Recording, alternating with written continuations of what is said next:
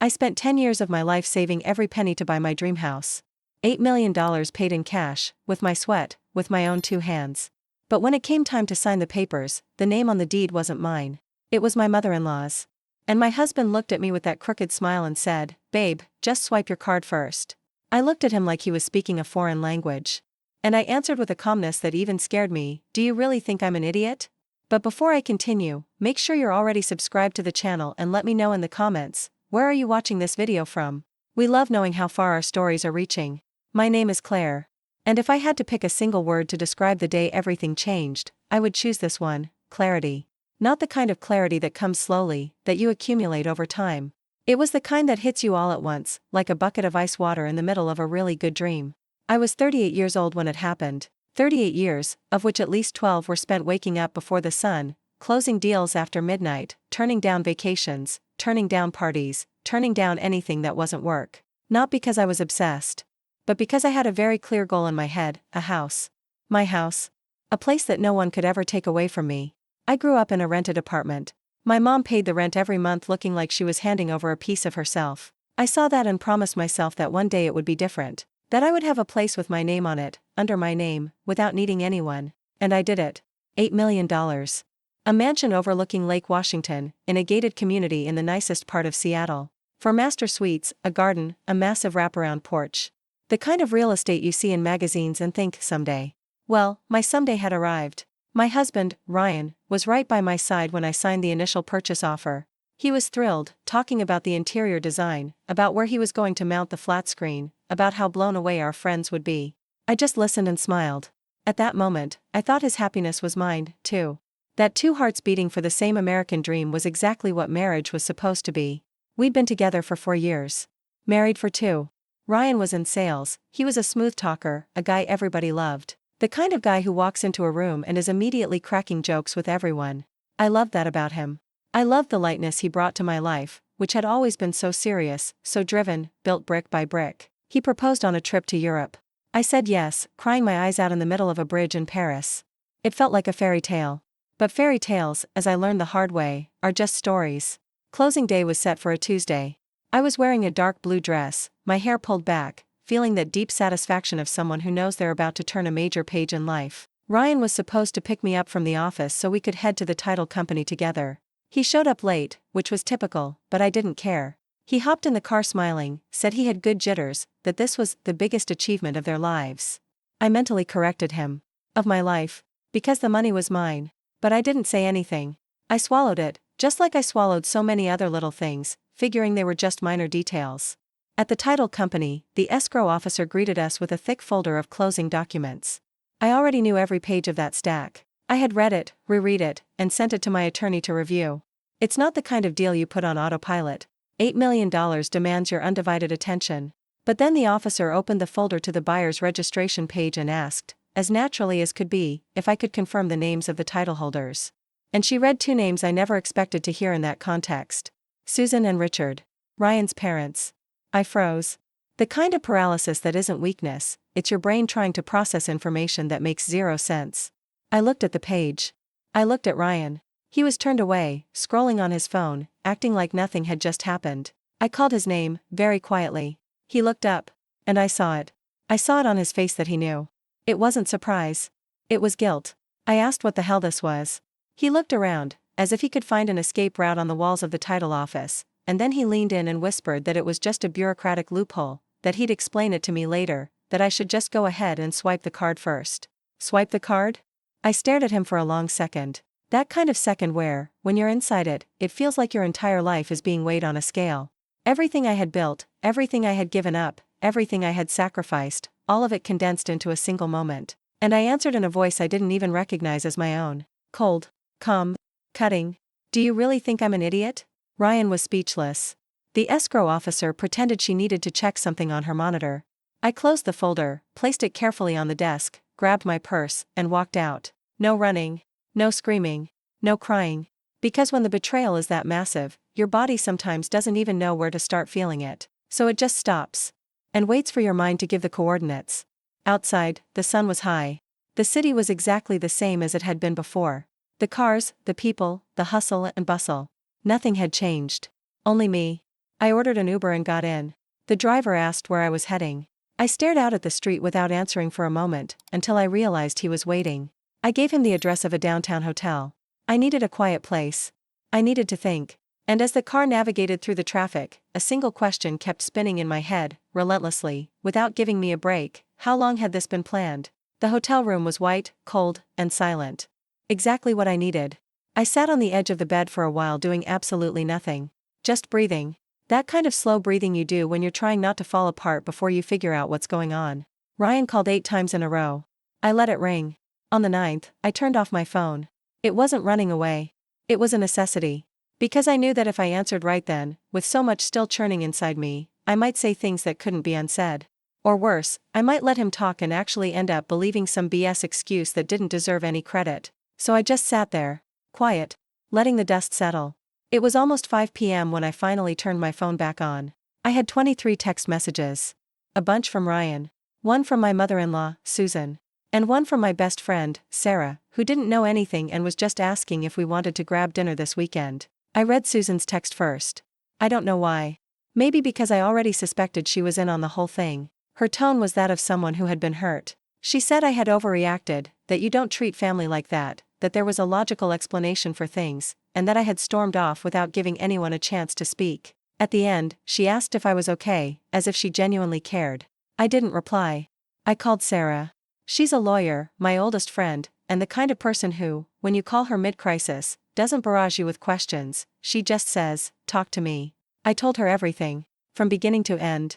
The paperwork, the names, Ryan's whisper, walking out of the title company. When I finished, there was dead silence on the other end of the line. Then she said, "Claire, you got incredibly lucky."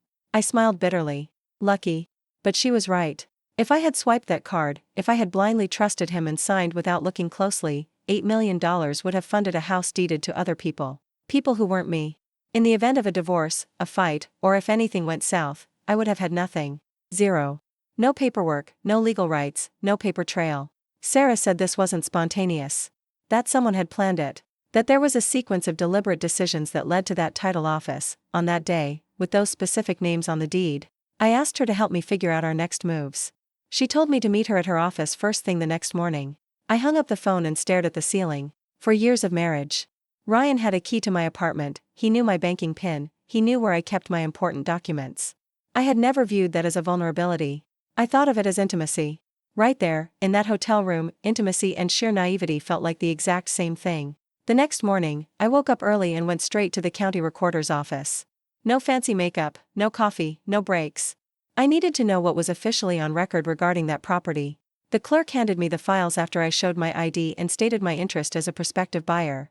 What I saw confirmed my worst suspicions. The property file already had an addendum indicating a future transfer to Susan and Richard as the primary beneficiaries of the purchase agreement. It had been amended 2 weeks prior. 2 weeks. Ryan had orchestrated the whole thing 2 weeks before the closing date. While we were eating dinner together, sleeping in the same bed, planning where the furniture would go. I went to the bank right after. I requested a detailed statement for the last few weeks. And there it was, a wire transfer made from my joint account with Ryan to an account I didn't recognize. It wasn't an astronomical amount on its own, but it was significant enough to tell me it was the earnest money, the initial deposit made with my money without my authorization. Ryan had access to the joint checking. He had asked me to open that account right after the wedding, claiming it would make paying the household bills easier. I had agreed without thinking much of it. Because he was my husband, I took pictures of everything. Texted them to Sarah. The reply came fast. "This can be classified as unauthorized financial movement. We need to sit down and talk." I put my phone away and walked out of the bank. The morning sun was beating down hard on the sidewalk. I didn't feel the heat. I just walked. A decision was brewing inside me, still taking shape, but moving in a very clear direction. I wasn't going to let this slide. Not out of anger. Not out of revenge. But because letting it slide would mean saying that all of this was okay. That weaponizing someone's trust was acceptable behavior. And I couldn't accept that. Not for love. Not for any reason. I got to Sarah's law firm at 10 a.m. She already had the documents spread out across her mahogany desk, her laptop open, and a cup of coffee that had probably gone cold hours ago. She looked up when she saw me walk in, and in a split second, she assessed the damage. "You didn't sleep well," she said. "I slept enough to think," I replied. She nodded and pointed to the chair across from her. "Then let's get to work." And that's exactly what we did. Sarah had a way of working that I always admired. She didn't waste words. Every question she asked was surgical. Every pause had a purpose. And when she went quiet analyzing a document, you knew she was processing something big. That morning, she ran every bank statement, every public record, every tiny detail I had brought her through a fine-tooth comb. And when she finished, she leaned back in her leather chair and gave me that look I knew all too well, the look of a lawyer about to tell you something you don't want to hear, but absolutely need to. Claire, this wasn't an accident. I didn't need to answer. I already knew. She went on to explain what she'd pieced together, the wire transfer from the joint account, the amendment filed with the county, the timeline between those actions. Everything pointed to a premeditated scheme, and this scheme hadn't been hatched yesterday. Its roots ran deep. I asked her what she thought the real motive was. She hesitated for a second before answering, which was rare for her. She said there were two possibilities. The first was that Ryan and his parents were simply trying to secure assets in his family's name, maybe out of insecurity regarding our marriage, or maybe due to parental pressure. The second, and much more alarming, was that there was a severe financial need driving this. That the house wasn't the endgame, but leverage. That second possibility hooked into my brain and wouldn't let go. I left Sarah's office with an action plan and an uncomfortable certainty that I still didn't have the whole picture. There was a blind spot. A missing puzzle piece. I drove back to the house Ryan and I were currently renting. The key was still in my purse. I walked in. He was there, sitting on the living room sofa, his face drawn, deep bags under his eyes, looking like a guy who had spent the whole night carrying the weight of what he'd done. When he saw me, he jumped to his feet. I held up my hand before he could speak. I sat on the accent chair across the room and just said, "Talk." He started slowly. Said he messed up, that he knew it, that there was no excuse. But then came the word I knew was coming, the but. But, Claire, my family is in a really deep hole. I stayed quiet. Let him keep digging. The story that spilled out was this: his dad had made some terrible investments over the last 2 years. Lost a ton of money on ventures that tanked, took out loans to try to bounce back, and the loans snowballed into massive debt. Debts that were now in active collections, some involving circumstances he was dodging around, but which I translated to mean shady, off-the-books lenders. And there was one more thing. His mom, Susan, had been diagnosed with a chronic health issue that required ongoing, aggressive treatment. Expensive treatment. The kind of out-of-pocket medical bills that will bankrupt an entire family if they don't have a safety net. Ryan stared at me while he talked, as if every word was a brick he was laying for the foundation of an apology. And I listened. I heard every word, without interrupting, without reacting. When he finished, I asked him one single question. "Why didn't you tell me?" He looked down at his shoes. He said he was terrified. That he knew if he told me the truth, I might want to pull the plug on the relationship. That he figured, if he just fixed it first and explained it later, it would be easier. Easier for who, I thought. For him. Definitely just for him. I didn't raise my voice. I didn't cry. I just told him that his fear of telling me the truth didn't give him a free pass to con me. That trust doesn't work that way. That a marriage doesn't work that way. He sat there in silence. Then I told him I needed space to figure out my next moves, and that until then, absolutely zero financial decisions were to be made. None. And if anyone from his family called me asking for a dime, I would hang up the phone. I grabbed my purse and walked out again. This time, I didn't go back to the hotel. I went to the office. Because sometimes, realizing the sheer scale of a betrayal gives you such sharp clarity that burying yourself in work becomes the only logical coping mechanism. It's the one axis that stays fixed while your whole world falls apart. That afternoon, while I was reviewing client contracts, my cell rang. Unknown caller ID. I hesitated, but picked up. It was a man's voice. Deep. Way too calm to be a casual call. He introduced himself as Marcus. Said he was a friend of Ryan's family. That he knew I had walked out of the closing yesterday and that he wanted to meet with me face to face. I asked why. He said we had mutual interests to discuss. I hung up. And I stared at my phone for a long time. Because that phone call had just confirmed something huge. There were other players in this game. And this someone wasn't just Ryan's family. It was an outsider. Someone with a vested interest in that piece of real estate. The puzzle was getting a lot bigger than I thought. I called Sarah the second I hung up. I told her about Marcus, about the tone of the call, about his exact phrasing. Mutual interests. She was quiet for a few seconds, doing that thing she does when she's connecting the dots in her head. She told me not to call him back, and that if he called again, I needed to record the conversation. I asked her who she thought he was. She said that, based on my description, the most likely scenario was that he was a creditor. A loan shark, basically. Someone Ryan's family owed serious money to, who was using the house situation as leverage to guarantee a payout. The house, deeded to Ryan's parents, would be the collateral this guy Marcus needed to keep backing off. In plain English, I would have footed the bill for the property would have been registered under my in-laws, and then slapped with a lien to cover a debt that had nothing to do with me. When Ryan and I eventually divorced, which was a real possibility if I found out, I would walk away with nothing. And he would have a heavily mortgaged house that would end up in foreclosure to pay off a loan shark I'd never even met. I was about to pay $8 million just to walk away empty-handed. I took a deep breath. Sarah said I needed to decide how I wanted to play this, and fast. Because every hour I spent without putting my foot down gave them more time to maneuver those moving parts. I decided I needed to have another sit down with Ryan. But this time, I wanted to know about Marcus. I needed to know exactly who we were dealing with. That night, I went back home. Ryan was in the exact same spot on the couch, like he hadn't moved an inch. I sat in the same chair as before and just dropped the name, Marcus. His reaction was instant. His whole body locked up. I asked who he was. It took him a minute to answer, and when he did, his voice had changed. The guilt was gone. It was replaced by pure panic. He said Marcus was an old business partner of his dad's. That the two of them had run ventures together for years, but somewhere along the line, things went south. That there was a massive debt between them, and Marcus was collecting in ways that went way beyond collection letters. I asked what "beyond collection letters" meant.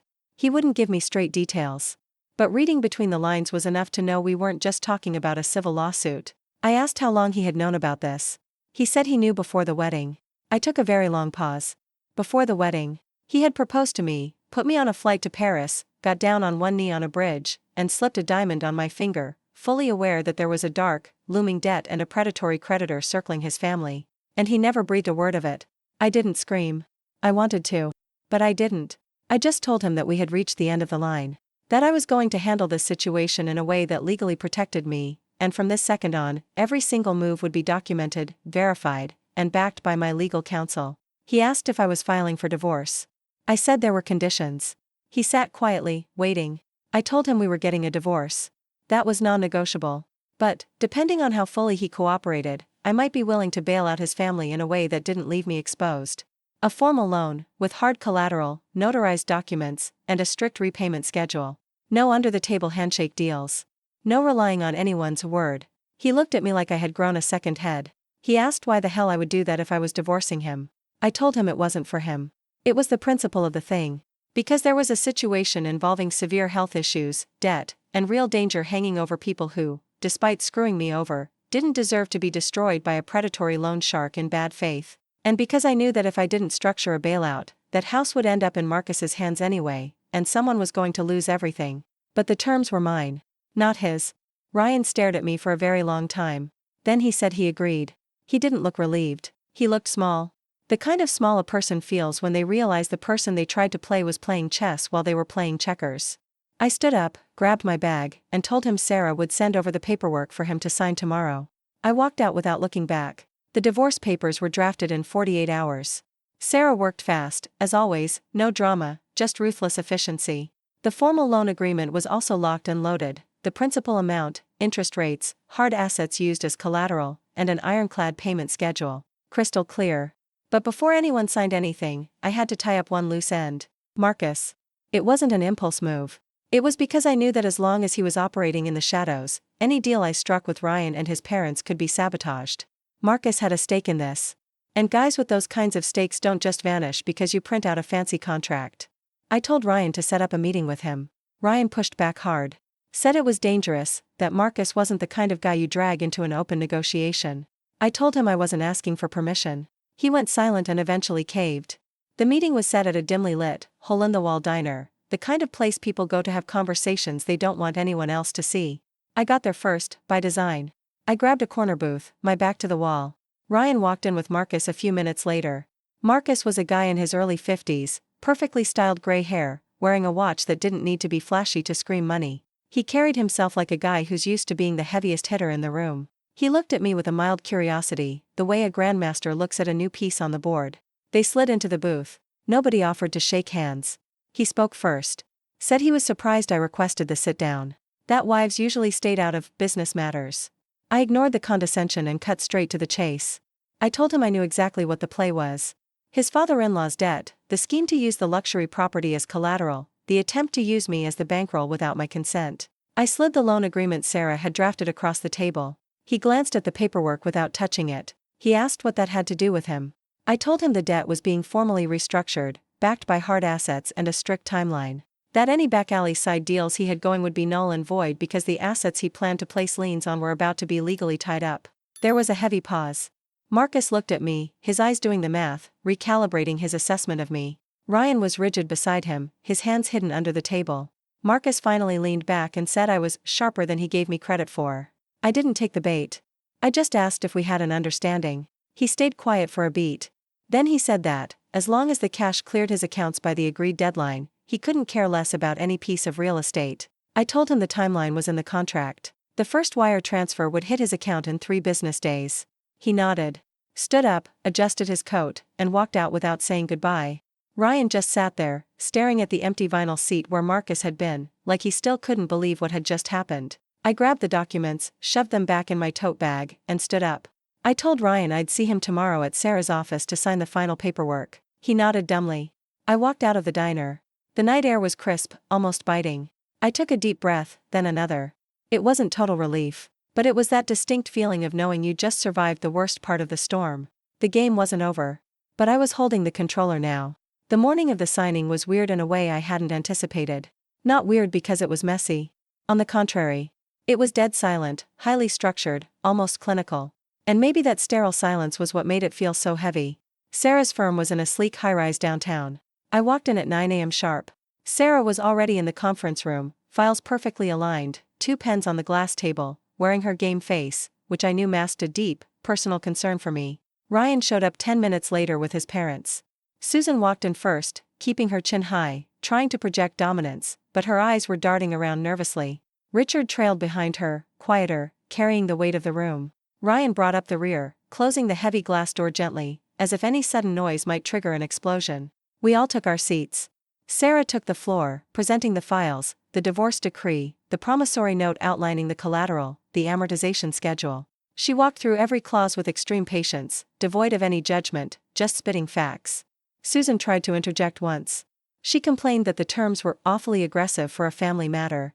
Sarah stared her down and replied that the aggression was precisely what made the terms legally binding. Susan shut up. Richard remained silent for the entire presentation. When Sarah finished and slid the stack of paper across the table to him, he picked it up and read it with a level of scrutiny that shocked all of us. Line by line, taking his time. When he finally finished, he set the packet down and looked right at me. He asked if I had really thought this through. I said yes. He nodded slowly. Then, dropping his voice an octave, he said that he and Susan had made a massive mistake. Not defending himself. Just owning it. I took it for exactly what it was, the absolute maximum a man with his pride could physically admit. He signed first. His signature was bold, unhesitating. Susan signed next, her hand visibly shaking. Ryan was the last to go. When he picked up the pen, he froze for a second. He looked at me. There was an emotion in his eyes I couldn't quite put a label on. It wasn't just remorse. It was something heavier, like the exact moment a person realizes they threw away something priceless and they can never get it back. He signed it. Sarah gathered the stack, double-checked every initial, and announced we were done. A suffocating silence blanketed the room. After a moment, Ryan stood up, and right before he walked out the door, he looked back at me and whispered 2 words. "Thank you." I didn't say anything back. I just watched him follow his parents into the hallway. Sarah waited until the latch clicked shut before she dropped her lawyer persona. She leaned forward and asked how I was holding up. I actually thought about it before answering. I told her I was good.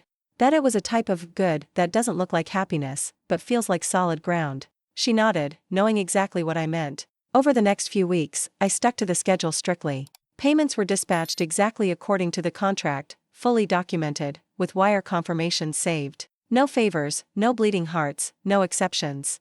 Every transaction had a record. Every milestone had a protocol. Marcus got his cut right on time. And he vanished. That piece of real estate that was almost bought in someone else's name? I ended up not buying it at all. I decided that property held way too much heavy energy to be the place where I started my next chapter. I let the contract expire. I signed a lease on a much smaller apartment in a part of the city I liked but had never lived in. It overlooked a park, quiet, simple. And for the first time in a long time, when I walked in and closed the door, I felt like I was standing in a space that belonged entirely to me. A month after all of that, the finalized divorce decree showed up in the mail. I opened the envelope with a calmness that surprised me. I read every line, folded it back up, and just sat at my kitchen table for a long time, holding the envelope, staring out the window at the park. Kids were playing. Dogs running around. An older lady sitting on a bench with a book in her lap. Normal life, moving at its normal pace, totally indifferent to whatever hurricane had just ripped through mine. And that was good. It was exactly what I needed to see. Because when you go through something like this, a piece of you wants the world to hit pause, to acknowledge the magnitude of what happened. But the world doesn't pause. And I learned that's not cruelty. It's proof that life goes on, and that you can go on with it. I thought about everything that had gone down since that day at the title company. Hearing those two names and feeling the floor drop out from under me. The silent cab ride. The sterile white hotel room. Sarah's firm voice telling me I got lucky. Ryan's face when he realized I wasn't just going to take it. The sit down with Marcus at the corner booth of the diner, and that feeling of knowing a game was being played, but I was the only one who truly understood all the rules. I don't feel like the hero of this story. I never have. Heroes don't screw up, and I screwed up. I messed up by trusting too much without verifying. I messed up by thinking love was enough to build something solid on a foundation I never properly investigated. I messed up by assuming intimacy automatically shielded you from malicious intent. But I also learned. I learned that boundless kindness turns into a liability. That trust without principles is just naivety. That loving someone doesn't grant you the right to know their soul if they've decided to hide parts of themselves. And I learned that when you realize you've been played, the right question isn't how did I let this happen? The right question is what do I do now? Ryan wasn't a monster.